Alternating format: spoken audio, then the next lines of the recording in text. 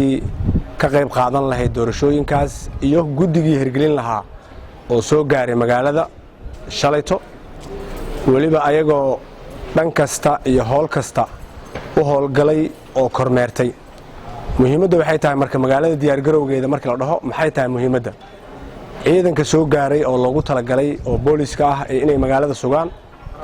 ayagoo lagu wargeliyay markay garoonka ka soo degeen magaalada iyo habdhaqankeeda oo ah in qofkii ciidan ah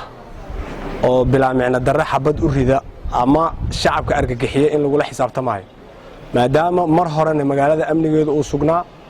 magaaladana saraakiisha joogto amniga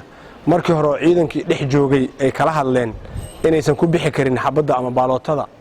bilaamicna darre oo ah in la iska baroobeeyo ama la iska rido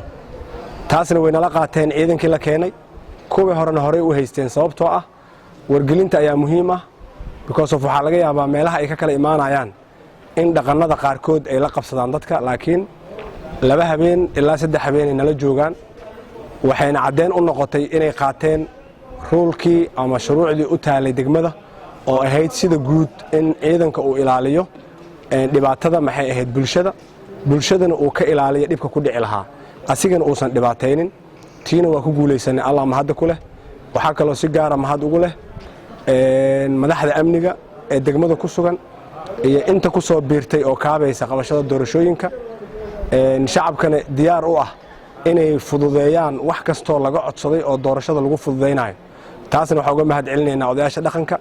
iyo deegaanka guud ahaan shacabka ku nool iyo waxgaradka wabillahi tawfiiq